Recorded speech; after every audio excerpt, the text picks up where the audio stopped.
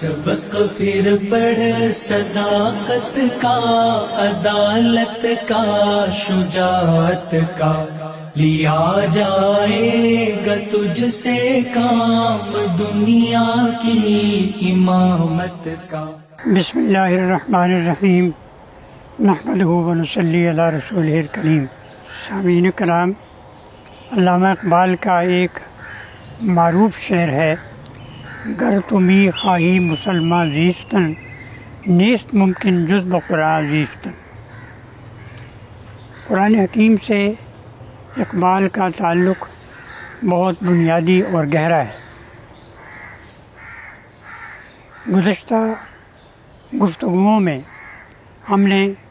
خودی کا، فقر کا، عقل و عشق کا اور تصوف کا ذکر کیا ہے۔ یہ سب تصورات علامہ اقبال نے قرآن حکیم سے اخذ کیے ہیں۔ یہ وابستگی قرآن حکیم کی ابتدا ہی سے ان کے ساتھ تھی۔ بہت معروف واقعہ ہے، اس کا ذکر پہلے بھی آ چکا ہے کہ علامہ اقبال صبح فجر کی نماز کے بعد قرآن پاک کی تلاوت کیا کرتے تھے، اور ایک روز ان کے والد شیخ نور محمد نے انہیں کہا کہ بیٹا تلاوت اس طرح کیا کرو جیسے کہ وہ تمہارے اوپر خود نازل ہو رہا ہے قرآن مجید۔ اور بہت بعد میں انہوں نے پھر اس بات کو اپنے ایک شعر میں بیان کیا، بہت معروف شعر ہے کہ تیرے ضمیر پہ جب تک نہ ہو نزول کتاب، گرا کشا ہیں نہ راضی نہ صاحب کشاف۔ یہ جو ابتدا ہی سے قرآن پاک کو پڑھنے کی عادت شروع ہوئی، یہ آخری عمر تک ان کے ساتھ رہی۔ چنانچہ وہ قرآن حکیم کی روزانہ تلاوت کیا کرتے تھے اور بڑے خوش الحان تھے۔ ان کے ایک دوست مرزا جلال الدین بیرسٹر، جو اقبال کی طرح ہی بیرسٹر تھے، وہ ان کے بہت قریبی دوست تھے، اور بعض اوقات وہ بیان کرتے ہیں کہ علامہ اقبال جب کچہری سے فارغ ہوتے تھے تو میرے ہاں آ جاتے تھے اور یہاں شام کو چائے پیتے تھے، اور بعض اوقات رات کو بھی وہیں قیام کرتے تھے۔ تو جب رات کو قیام کرتے تو الگ صبح اٹھ کر وہ تلاوت کیا کرتے تھے، اور ان کی تلاوت بہت عمدہ اور خوش الحانی کے ساتھ ہوتی تھی، اور جی چاہتا تھا کہ آدمی اسی طرح سنتا رہے۔ تو تلاوت کرنے کے بعد پھر وہ تیار ہوتے اور اس کے بعد وہاں سے عدالت چلے جاتے۔ اسی طرح سے ان کے ملازم علی بخش کا بیان ہے، جو تقریباً 35-40 سال تک ان کے ساتھ رہا، شب و روز انہی کے ساتھ رہتا تھا۔ اس کا بیان ہے کہ نماز فجر کے بعد تلاوت ان کا معمول تھا، اور وہ بلند آواز سے تلاوت کیا کرتے تھے، اور ان کی آواز بہت شیریں تھی۔ لیکن 1934 کے بعد پھر علامہ اقبال کا گلا بیٹھ گیا۔ اس کا ذکر آ چکا ہے کہ وہ اونچی آواز سے بول نہیں سکتے تھے، اور بعض اوقات بولنے سے گلا دکھتا تھا اور تکلیف ہوتی تھی۔ تو چنانچہ در نفس سوز جگر باقی نماز، لطف قرآن سحر باقی نماز۔ یہ بڑی حسرت سے انہوں نے کہا کہ الگ صبح تلاوت کرنے کا جو مزہ تھا وہ ختم ہو گیا ہے، اور اس لیے وہ پھر دوسروں سے تلاوت قرآن پاک سنا کرتے تھے۔ چنانچہ آخری زمانے میں ایک عرب ملنے کے لیے آیا، تو آپ نے اس سے فرمائش کی کہ وہ قرآن پاک تلاوت کر کے سنائے۔ تو علامہ اقبال نے بچوں کو بھی بلا لیا، اور اس وقت جو ان کے ہاں ایک خاتون مسز ڈورس احمد کام کرتی تھی، ان کو بھی بلا لیا کہ وہ بھی بیٹھیں اور سنیں۔ تو چنانچہ اس کا بیان ہے کہ وہ عرب جو ہے وہ تلاوت کرتا جاتا تھا اور علامہ اقبال جو ہے وہ مسلسل روتے جاتے تھے، اور ساری اس کی تلاوت میں یہی کیفیت رہی ہے۔ علی بخش کا یہ بیان ہے کہ بعض اوقات وہ اپنی بیاض جس میں شعر لکھتے تھے وہ بیاض منگواتے اور قلم دوات بھی، اور اس کے ساتھ قرآن حکیم بھی منگواتے تھے، اور جب وہ اشعار لکھتے تھے تو قرآن حکیم کو بھی کھول کر دیکھتے تھے ایک مرتبہ، اور پھر اس کے بعد اپنی اشعار کو قلم بند کیا کرتے تھے۔ قرآن حکیم، ان کا یہ کہنا ہے کہ قرآن حکیم ہی کی ترجمانی میں نے اپنی شاعری بھی کی ہے، اور قرآن حکیم کے سوا یا اس کے خلاف میں نے کوئی بات نہیں کی ہے۔ گر دلم آئینہ بے جوہر است، ور بہر فم غیر قرآن مضمر است، اے فروغت صبح آثار و ظہور، چشم تو بینندہ ما فی الصدور، پردہ ناموس فکرم چاک کن، این خیاباراز خارم پاک کن۔ فرماتے ہیں یہ رموز بے خودی کے آخری حصے میں بیان کیا ہے کہ میرے دل کا آئینہ اگر بے جوہر ہے، یعنی قرآن حکیم کے بغیر ہے، یعنی میرے دل میں قرآن حکیم اگر نہیں ہے، ور بات ہم غیر قرآن مضمرست، اور میری شاعری میں اگر قرآن کے علاوہ اور کچھ ہے، تو اے اللہ تعالیٰ کو خطاب کر کے کہتے ہیں کہ اے آثار و ظہور کی قسم، چشم تو بانندہ ما فی الصدور، آپ کی آنکھ تو دیکھ سکتی ہے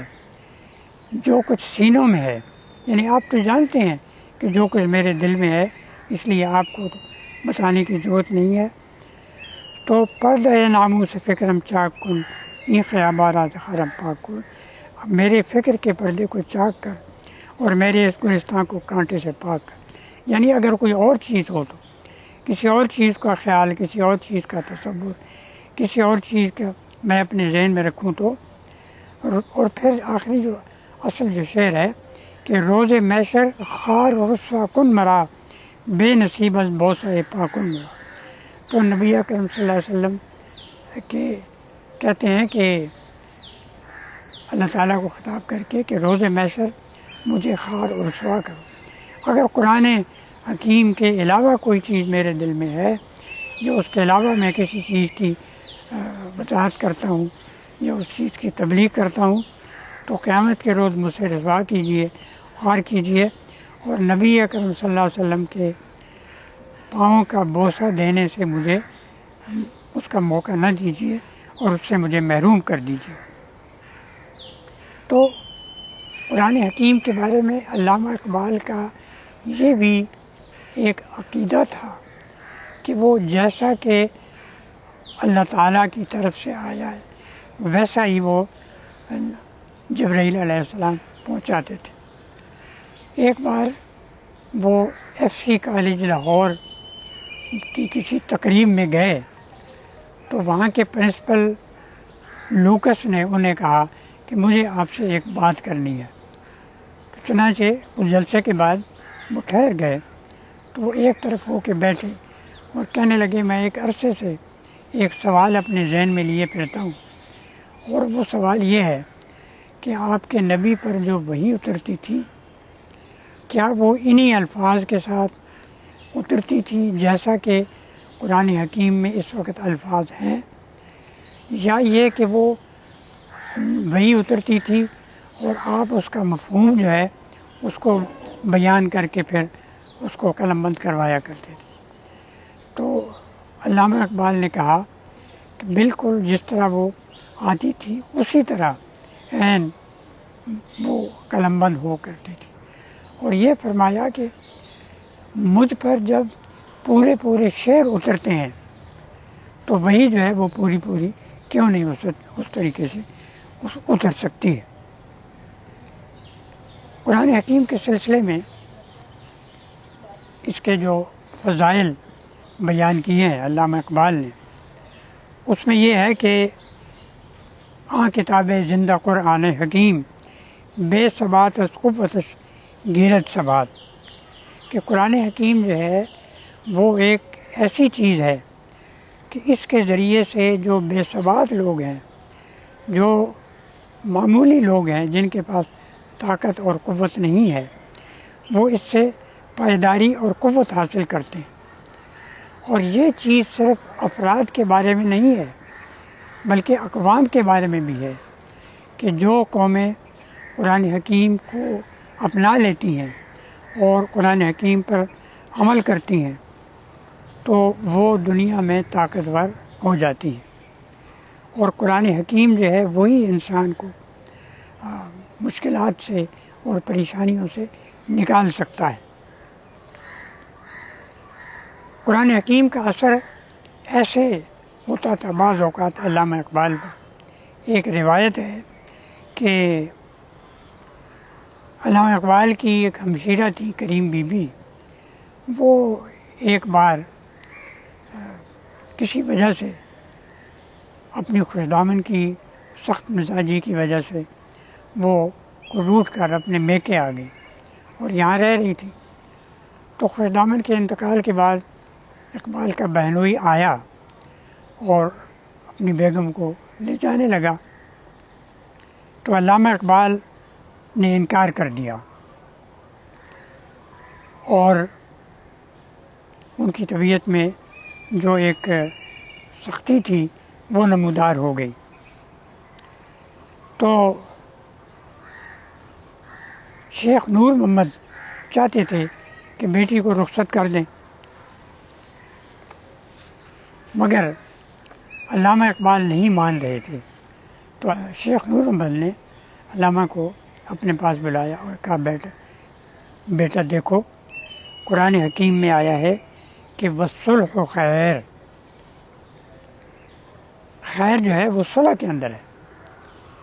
تو کہتے ہیں، روایت ہے کہ یہ آیت سنتے ہی علامہ اقبال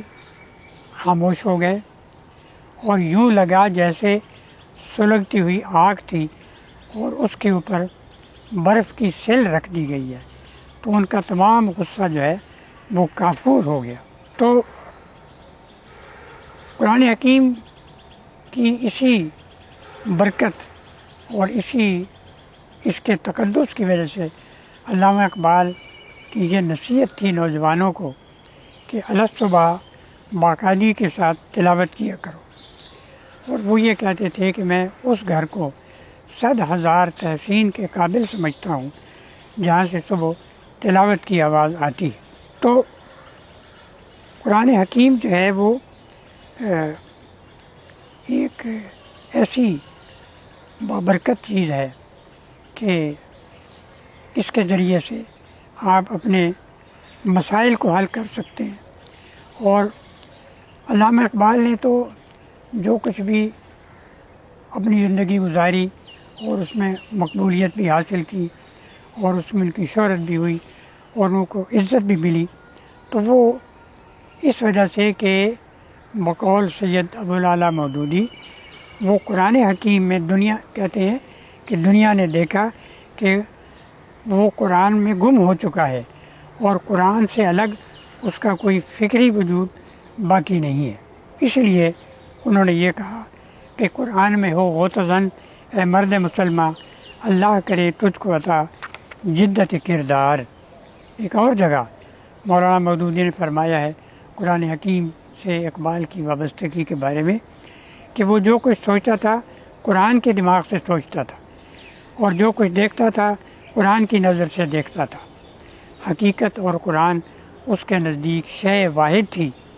اور اس شے واحد میں وہ اس طرح فنا ہو گیا تھا کہ اس دور کے علماء دین میں مجھے کوئی اور ایسا شخص نظر نہیں آتا